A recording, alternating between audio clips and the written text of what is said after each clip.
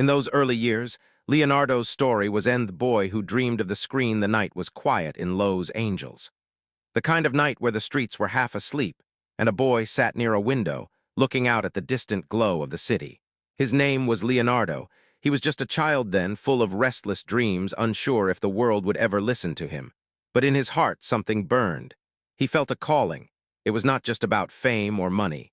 It was about telling stories, about reaching people he would never meet, about giving them something to feel.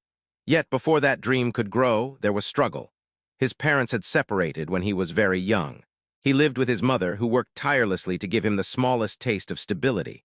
The world outside their small apartment was rough. Crime, poverty, and noise surrounded them. But inside the tiny home, his mother planted seeds of hope.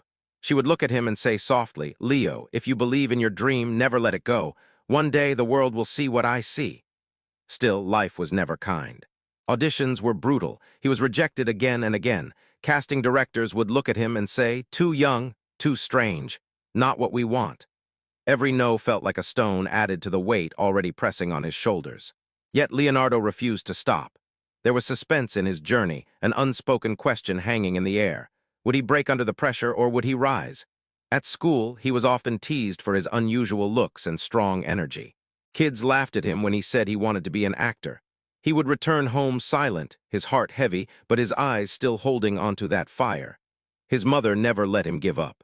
When money was tight, she would skip her own meals to save for his classes. He knew this sacrifice. He saw it in the way her clothes grew older each year while she bought him books and lessons. It carved something deep inside him: respect, resilience, and love. One day, after yet another failed audition, Leonardo sat in a corner ready to surrender. But his mother came to him, knelt beside him, and whispered, "Leo, one yes can change everything. Do not let the no's take away the yes that is waiting." And so he tried again. The suspense grew in his life like a storm about to break. He did small roles, tiny appearances in commercials, television shows that no one remembered. But every line he spoke carried his soul, every expression filled with the weight of his struggle. He was not just acting. He was fighting for survival, fighting for dignity, fighting for his mother who had given everything. People began to notice. First whispers, "That boy has something." Then stronger voices, "He could be a star." But stardom was not instant. Before he reached it, he would fall, face harsh criticism, and face himself in ways that almost broke him. Not about victory. It was about the suspense of waiting, the pain of sacrifice, and the quiet strength of a mother who refused to let her son's light fade. And deep down, Leonardo began to understand this dream was not just his. It was theirs. The rise through rejection, the city lights of Lowe's Angels had a strange way of mocking him. Every billboard showed faces of stars who had made it, while Leonardo still stood in long lines outside casting offices, clutching scripts with sweaty hands. He was only a teenager, but already he felt the sharp edge of rejection more than most people feel in a lifetime. Auditions ended with words that pierced him. Not good enough, not the right look, not the right fit. And yet each no did not crush him. It shaped him. Every time he walked home after losing a role, his mother would be waiting, her eyes full of strength. She would listen to his silence, place a hand on his shoulder, and remind him gently, "Leo, every step, even the painful ones, is leading you somewhere." Soon, small victories began to appear like faint stars in a dark sky.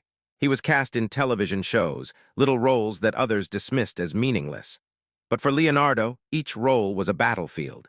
He poured his soul into every second on screen, determined to make anyone notice. And then the turning point came.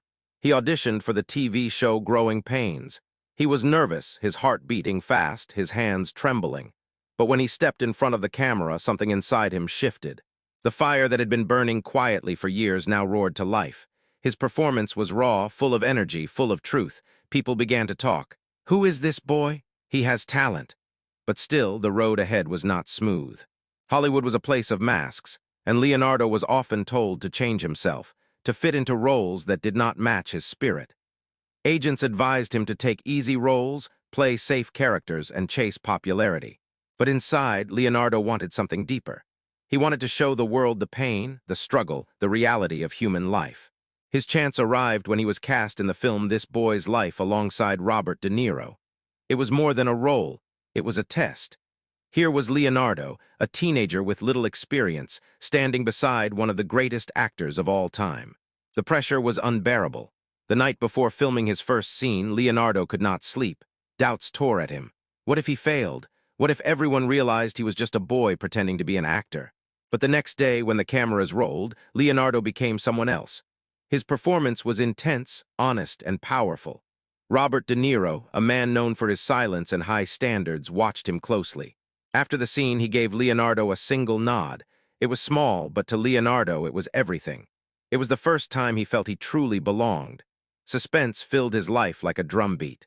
Every new project carried the risk of failure, every success came with new expectations. But Leonardo kept pushing forward. Then came What's Eating Gilbert Grape. Leonardo was cast as a boy with disabilities, a role that demanded sensitivity, humility, and raw truth. He was only 19, but his performance stunned the world. Critics praised him, audiences cried, and for the first time his name carried weight in Hollywood. Yet with recognition came new fears. Leonardo felt the heavy hand of fame reaching for him, and he did not know if he was ready. He was still just a boy from a broken home, carrying the sacrifices of his mother, fighting to hold on to himself. Fame whispered promises, luxury, wealth, attention. But in quiet moments, Leonardo thought of his mother's tired face, her quiet sacrifices, her words reminding him that life was about more than success. Deep down, he knew his journey was only beginning. The suspense was far from over. The world was watching now, waiting to see if this young actor would rise or collapse under the weight of stardom. And Leonardo, though afraid, was ready to fight. The storm called Titanic Hollywood is full of surprises, but nothing could have prepared Leonardo for what was about to come. After his powerful performance in What's Eating Gilbert Grape, his career was moving forward. He had done a few films, building respect quietly, but he was still far from being a global name. Then, one day, a script landed in his hands. The story was about a great ship, a tragic night, and a love that would capture the world. The film was called Titanic. At first, Leonardo hesitated. He was searching for deep, challenging roles, characters with layers of struggle and truth. The idea of playing a romantic lead in a massive love story worried him. He feared being labeled as just another pretty face. But something inside whispered, this role could change everything. The suspense was unbearable as he walked into the audition room. The director, James Cameron, known for his strict and demanding nature, studied Leonardo carefully. The test scene was simple, a moment of charm, a smile that could melt hearts, and a gaze that carried sincerity. When Leonardo performed, the room went silent. His presence was undeniable. James Cameron leaned back and said, "That's Jack Dawson." Filming was brutal. The sets were enormous, the water was freezing, and the schedule was punishing. Leonardo often found himself shivering in wet clothes for hours, wondering if the struggle was worth it. Yet, every time the camera turned toward him, he became Jack completely. An artist, a dreamer, a young man who believed in love and freedom. The chemistry between Leonardo and Kate Winslet was electric. Together, they created a story that felt more real than fiction. But behind the scenes, Leonardo still doubted himself. He often asked Kate, "Do you think people will believe me?" She would smile and answer, "Leo, they will not only believe you, they will fall in love with you." When Titanic finally released in 1997, the world changed overnight. Theaters filled with people from every corner of the globe. Millions cried as Jack Dawson let go in the icy waters, whispering his last promise of love. And Leonardo became a phenomenon. His face appeared on every magazine, every poster, every television screen. Teenage fans screamed his name. Streets flooded wherever he appeared. Suddenly, he was no longer just an actor. He was the symbol of romance, the face of a generation. But fame is a storm. It does not lift gently. It throws, it shakes, it blinds. Leonardo struggled to breathe under its weight. People no longer saw him as Leonardo. They saw him as Jack. Strangers followed him, paparazzi chased him, and his life stopped belonging to himself. His heart grew restless. Deep down, he longed for respect as an actor, not just adoration as a star. He wanted to play roles that challenged him, that carried meaning, that reflected truth. But the world only wanted Jack Dawson. He began to turn away from the spotlight. He refused easy roles that would pay millions, but offered nothing to his soul. Hollywood called him arrogant. Some said his career would die if he kept refusing. But Leonardo knew what his mother had taught him long ago: success without meaning is empty. So he chose silence. While the world screamed his name, Leonardo stepped back, searching for something deeper. And in that silence, he began to transform. The boy who once feared rejection was now rejecting the world's easy offers. The young man who once dreamed only of being seen was now brave enough to walk away from shallow attention. But this choice carried suspense. Would he fade into obscurity, remembered only as the boy from Titanic? Or would he rise again, stronger, with roles that would prove to the world he was more than just a heartthrob? The answer lay in the years to come. And Leonardo, though surrounded by noise, kept walking forward, quietly, patiently waiting for the right moment to show the world who he truly was. The battle for respect after Titanic, Leonardo's life was no longer his own. He could not walk the streets without crowds pressing around him. Restaurants fell silent when he entered. Camera flashes followed him day and night. But inside, Leonardo felt empty. The world saw him as a beautiful face, the perfect romantic hero. They screamed for Jack Dawson, yet Leonardo was more than that, and he knew it. He wanted roles that dug deep into the human soul.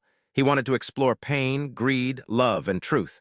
Hollywood, however, was not ready to give him that chance. Offers poured in millions of dollars for films that would keep him as a charming lover, a soft hero. His friends warned him not to refuse. "Leo, don't be foolish. Take the roles, keep your fame." But Leonardo shook his head. "I don't want to be remembered only for my face. I want to be remembered for my work." This decision carried risk. Many critics whispered that he was finished, that his career had peaked with Titanic. Some mocked him, saying he would fade away like other young stars. Leonardo fought back not with words, but with silence and patience. He waited for roles that mattered, and when they came, he gave everything. He starred in The Beach, hoping to show another side of himself, but the film was torn apart by critics. The failure hurt him deeply. Nights were long, his heart heavy. He questioned himself, had he made a mistake? Was the world right? But he did not stop. Instead, he returned stronger. The turning point came when he joined forces with one of the greatest directors alive, Martin Scorsese. Together, they began a partnership that would change Leonardo's destiny. In Gangs of New York, Leonardo played a young man caught in violence and revenge. It was raw, bloody, and powerful. The critics who once doubted him now began to look again. Then came The Aviator, where Leonardo transformed into Howard Hughes, a brilliant but broken man consumed by fear and obsession. He studied for months, diving into the life of Hughes, capturing every detail of his voice, his hands, his silence. When the film released, the world finally saw it. They saw not Jack Dawson, not the boyish heartthrob, but an actor of incredible depth. Still, the fight was not over. The Oscars slipped from his hands again and again. Nominations came, but victories never did. Each time he smiled in public, but inside the weight grew heavier. He had given everything, yet recognition stayed just out of reach. There were nights when Leonardo sat alone, staring at the golden lights of Los Angeles, asking himself if he would ever be truly respected. But then he would remember his mother's words. "Leo, respect comes from resilience, not from quick wins." So he kept pushing. With Scorsese, he gave the world The Departed, a storm of betrayal and survival. Then Shutter Island, where madness and sorrow collided in his performance. Then Inception, where he carried the weight of dreams and guilt in a way no one else could. Each role pulled him further away from the shallow image of Jack Dawson.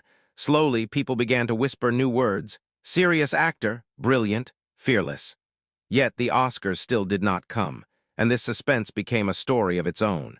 The world asked, will Leonardo DiCaprio ever win? Or is he destined to always be the man left behind? But Leonardo did not chase awards, he chased truth.